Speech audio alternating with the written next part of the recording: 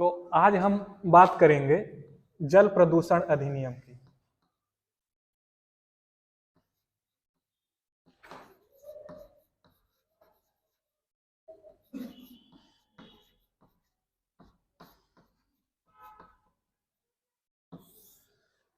आज हम बात करेंगे जल प्रदूषण अधिनियम की। जल प्रदूषण अधिनियम क्या है कि नाम से ही आपको समझ में आ रहा है, जल के प्रदूषण से संबंधित इसका नाम है जल प्रदूषण निवारण एवं नियंत्रण अधिनियम।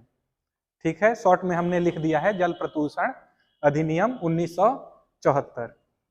ठीक है, तो जल प्रदूषण का कैसे निवारण किया जाए, जल प्रदूषण का कैसे नियंत्रण किया जाए, इसके संबंध में यह अधिनियम बना है 1974 में। पिछली क्लास में मैंने ये चर्चा की थी आप लोगों से कि ये जो प्रदूषण की जो समस्या है वो किसी क्षेत्र विशेष की ना होके, राज्य विशेष की ना होके, ये विश्व स्तर की समस्या है, वैश्विक समस्या है। वैश्विक समस्या है, इसका मतलब ये कि पूरे विश्व के लोग इस पर्यावरण प्रदूषण की समस्या से परेशान हैं। इसके संबंध में स्टॉकहोम सम्मेलन भी हुआ था। कब हुआ था? 1972 में बताया गया है। 1972 में स्टॉकहोम में एक सम्मेलन हुआ जिसमें विश्व के लगभग सभी देशों ने, जो संयुक्त राष्ट्र संघ के सदस्य देश थे, लगभग सभी देशों ने इसमें भागीदारी की। भारत भी संयुक्त राष्ट्र संघ का एक महत्वपूर्ण देश है। ठीक है, तो कहने का तात्पर्य यहां यह है कि वहां एक चर्चा हुई और एक ठोस चर्चा यह हुई कि पूरा जो पर्यावरण है वो कहीं ना कहीं मानवों के कारण विनाश की ओर जाता जा रहा है। ये धीरे धीरे विनाश की ओर अग्रसर है। इसके लिए आवश्यक है कि सभी देश मिलके इसके लिए कोई ना कोई उपाय करें, पर्यावरण की रक्षा का काम करें। ठीक है, इतनी बात समझ में आ रही है? ये सभी देशों का दायित्व है, individual, America, Australia, Japan, Bharat इसका नहीं है। लगभग सभी देशों पे ये अंतर्राष्ट्रीय स्तर पे ये संधि हुई है, लगभग सभी देशों को ये मानना चाहिए। ठीक है, बाध्यकारी स्वरूप अंतर्राष्ट्रीय विधियों का उस प्रकार नहीं होता जिस तरह से राष्ट्रीय विधियों का होता है। ठीक है, अब वहां तो भारत ने एक्सेप्ट कर लिया।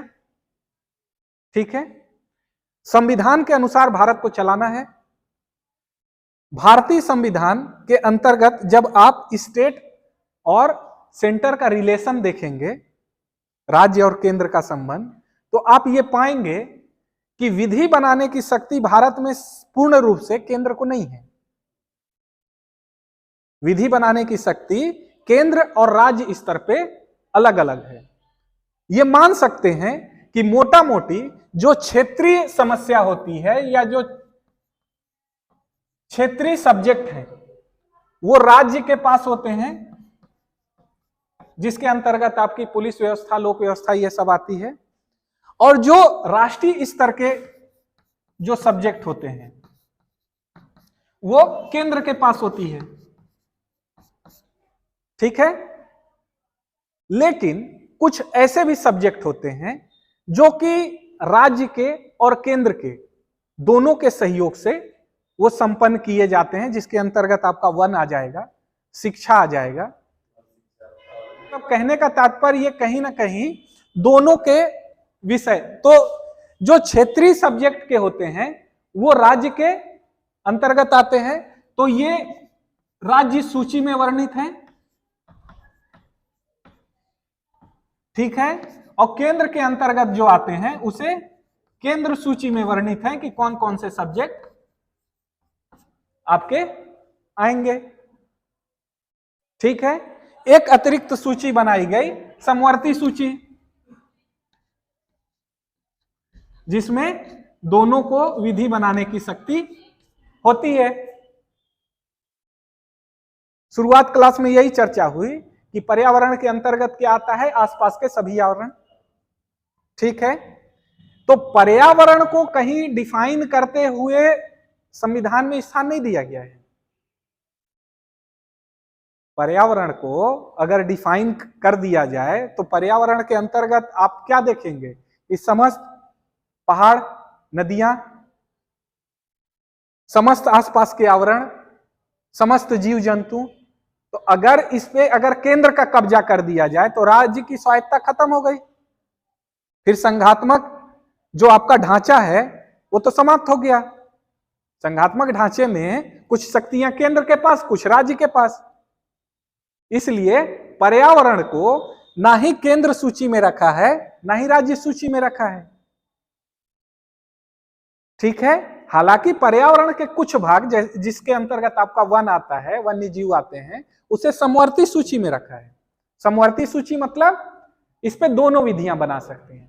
समवर्ती सूची के अंतर्गत दोनों विधियां बना सकती हैं। अगर केंद्र की विधि उस पे बनी है तो राज्य की विधि पे ओवरराइड इफेक्ट रखते हैं, मतलब केंद्र की विधियां ज्यादा प्रभावकारी होंगी। ठीक है, अगर जहां दोनों में मतभेद है। ठीक है, तो ये तो हो गई कुछ बेसिक बातें। भारत के अंतर्गत आप ये समझिए,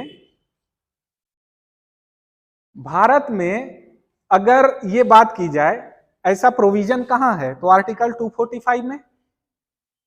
ठीक है, कॉन्स्टिट्यूशन में आर्टिकल 245 में यह कहा गया है कि केंद्र सूची पर विधि बनाने की शक्ति किसको होगी? संघ को होगी, केंद्र को होगी। और राज्य सूची पर विधि बनाने की शक्ति राज्य को होगी। समवर्ती में दोनों विधि बना लेंगे, और जो अवशिष्ट हैं, जो कहीं विषय में लिखा ही नहीं है, उस पर केवल और केवल केंद्र नियम बनाएगा। यही है ना? ठीक है। तो अब बात आती है जल प्रदूषण निवारण एवं नियंत्रण अधिनियम 1974 की।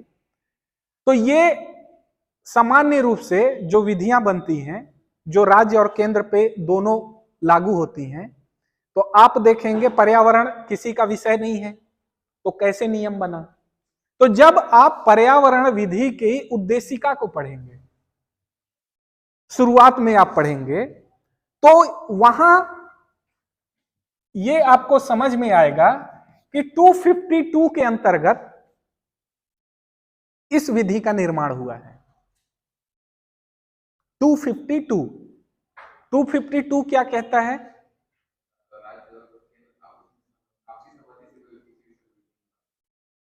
राज्य और केंद्र या दो से अधिक राज्य के विधानमंडल सहमति द्वारा केंद्र को प्रपोजल भेजते हैं कि आप हमारे संबंध में नियम बनाओ। समझ रहे हो? 2 या 4 या 2 से अधिक स्टेट ये चाहते हैं कि हम न नियम बना के केंद्र हमारे संबंध में नियम बनाए। इसके संबंध में प्रावधान 252 के अंतर्गत किया गया है। अच्छा, शुरुआत में मैंने कहा कि ये स्टॉकहोम सम्मेलन का आगामी रूप है, तो इसको 253 के अंतर्गत भी बनाया जा सकता था। बनाया जा सकता था कि नहीं? बनाया जा सकता था। ठीक है, बनाया जा सकता था, बिल्कुल बनाया जा सकता था। अंतर्राष्ट्रीय विधियों का पालन करने के लिए, अंतर्राष्ट्रीय संधियों का पालन करने के लिए केंद्र चाहे तो राज्य सूची पे विधियां बना सकती। ठीक है, जो राज्य के इशू हैं उस पे विधियां बनाई जा सकती हैं। और कब बनाई जा सकती हैं? आपातकाल हो तब बनाई जा सकती हैं। तो आपातकाल तो था ही नहीं, आपातकाल तो था ही नहीं। फिर हम देखते हैं कि 249 में भी बनाया जा सकता है, जब राज्यसभा के 2/3 से अधिक सदस्य इस तरह का प्रस्ताव पारित कर दें कि यह राष्ट्रहित में है। राष्ट्रहित के मामले को 249 के अंतर्गत मान्यता दी गई है कि राज्यसभा के, कहां के? राज्यसभा के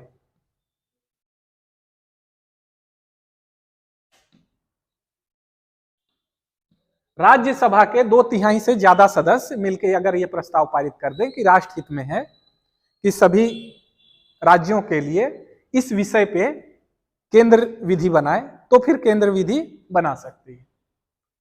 लेकिन जो वाटर पोल्यूशन एक्ट है आपका 1974, इसके संबंध में आप देखेंगे कि ये जो विधि बनाई गई है 252 के अंतर्गत बनाई गई है, अर्थात 2 से अधिक राज्यों ने इसके संबंध में सहमति दी है। क्या सहमति दी है? कि पर्यावरण के विषय पे आप हमारे लिए विधि बनाइए। ठीक है, तो ये आपके लिए जानने का विषय है। हो सकता है कि किसी कॉम्पिटिटिव एग्जाम में आपका आ जाए कि जल प्रदूषण अधिनियम संविधान के किस अनुच्छेद के अंतर्गत बनाया गया। मल्टीपल चॉइस में आ सकता है, तो आपको 252 मार्क करना है, 253 मार्क नहीं करना है। मतलब 2 से अधिक राज्यों ने इसके संबंध में अपने विधानमंडल में सहमति पारित की, प्रस्ताव पारित किया कि हमारे लिए विधियां कौन बनाएगा? केंद्र सरकार बनाएंगे।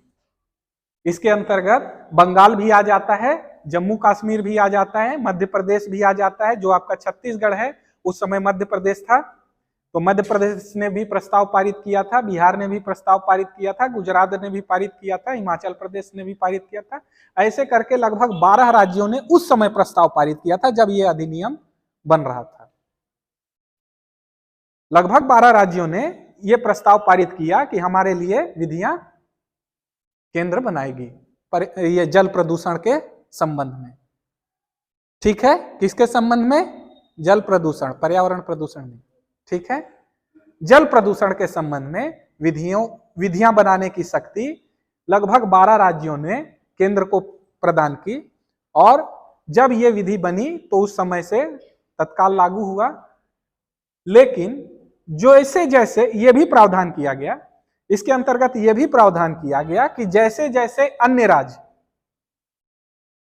ऐसा प्रस्ताव पारित कर देते हैं कि उन्हें ये विधियां स्वीकार्य हैं, मतलब ये तो विधि किसने बनाई? केंद्र ने बनाई। तो जैसे जैसे अन्य विधानमंडल ये प्रस्ताव पारित कर देंगे कि ये विधियां उनको स्वीकार हैं, वैसे वैसे उनके राज्यों में भी ये विधियां लागू हो जाएंगी।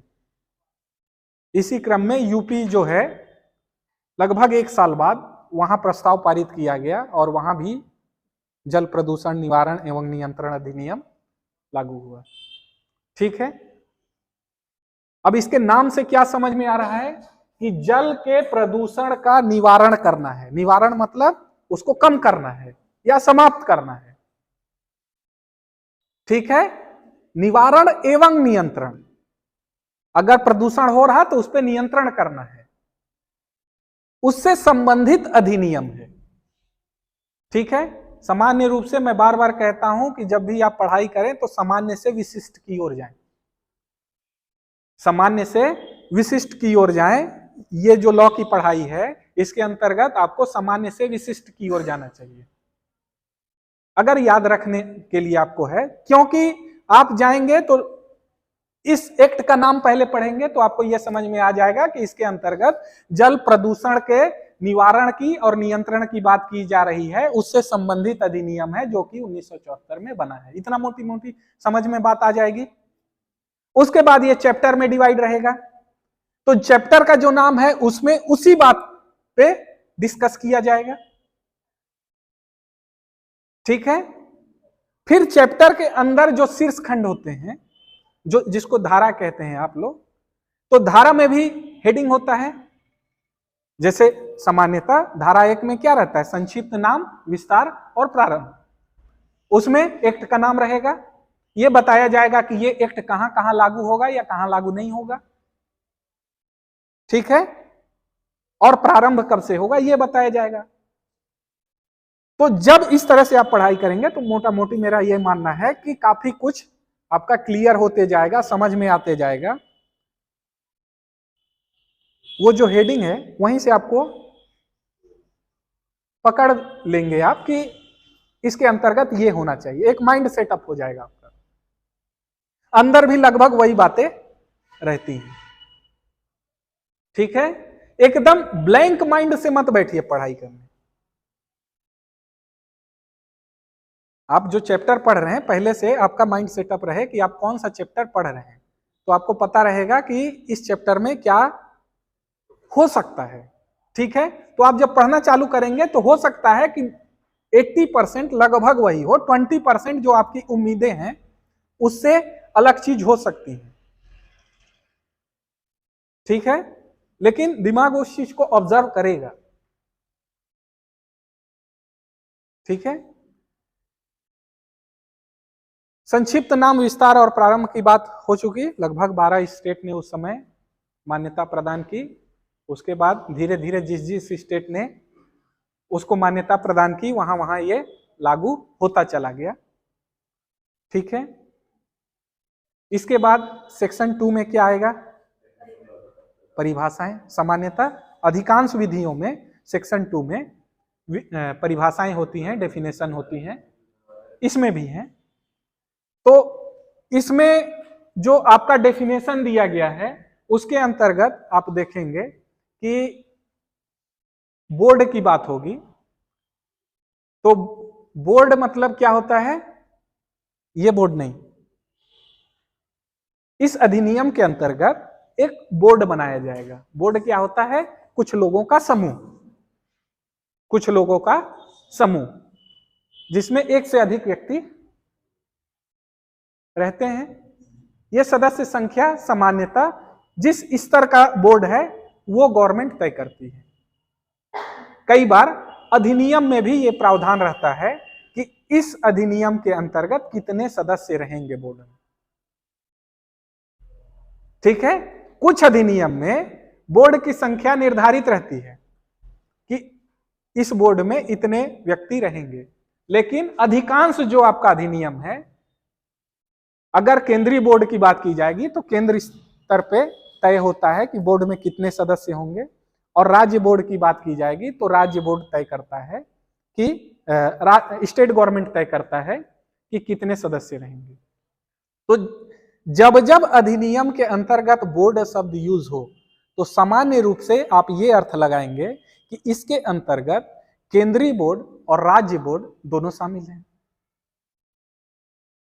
ठीक है, जब जब बोर्ड शब्द केवल केंद्रीय बोर्ड अगर यूज हो रहा है तो आप ये समझेंगे कि केंद्रीय बोर्ड के संबंध में कहा जा रहा है। लेकिन जब ये बोला जाएगा बोर्ड, जब आप एक्ट पढ़ेंगे अगर जहां जहां ये वर्ड यूज होगा बोर्ड, तो आप क्या समझेंगे? स्टेट और सेंट्रल दोनों के संबंध में ये बात कही जा रही है। केंद्रीय बोर्ड अगर बोला जाएगा तो क्या आप समझेंगे? जो धारा 3 के अंतर्गत केंद्रीय बोर्ड की स्थापना की गई है वो बात कही जाएगी। सदस्य की बात की जाएगी तो क्या कहा जाएगा कि सदस्य के अंतर्गत वो व्यक्ति सम्मिलित होंगे जो बोर्ड के सदस्य हैं, जो बोर्ड के मेंबर हैं, ना कि किसी कॉरपोरेशन के सदस्य, ना ही किसी मंत्रिमंडल के सदस्य, ना ही किसी अन्य जगह के सदस्य। सदस्य जब वर्ड यूज होगा इस एक्ट के अंतर्गत तो आप इससे क्या समझेंगे? हाँ, जो बोर्ड के मेंबर हैं। और बोर्ड मतलब केंद्रीय बोर्ड और राज्य बोर्ड। ठीक है, इसके बाद बात आती है ऑक्यूपायर की। ऑक्यूपायर या अधिष्ठाता।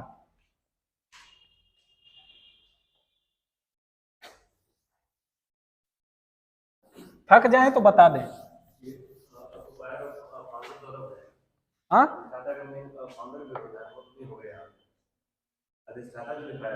हाँ, नहीं,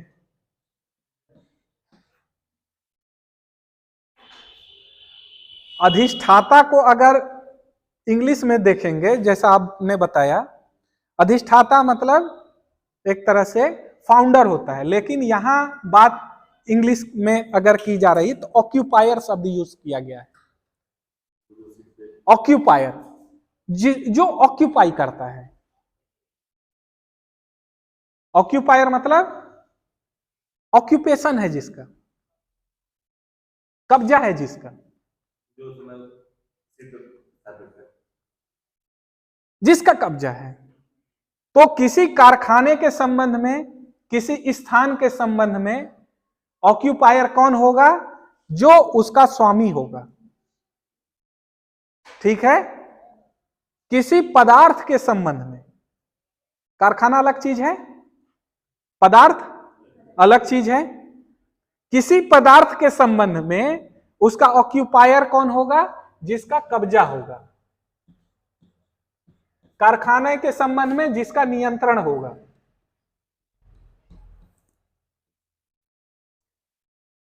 कारखाने या फैक्ट्री के संबंध में जिसका नियंत्रण होगा उसे ऑक्यूपायर कहेंगे। बनाया किसने भी हो उससे फर्क नहीं पड़ता, जिसकी चलती है कारखाने में वही ऑक्यूपायर होगा। जिसकी चलती है कारखाने में वही लाइबल भी होगा। इसीलिए ऑक्यूपायर के अंतर्गत क्या कहा गया कि जिसका नियंत्रण है वो ऑक्यूपायर होगा। ठीक है। पदार्थ के संबंध में क्या कहा गया? पदार्थ के संबंध में कि जिसका कब्जा है, ठीक है, वो ऑक्यूपायर होगा। ठीक है, इतना समझ में आ रहा है? कहीं डाउट? कुछ नहीं? आगे बढ़ें? आगे बढ़ें कि बस थक गए हैं? अच्छा समय हो गया, सॉरी। बंद कर दो सुरेंद्र, बाकी कल करेंगे।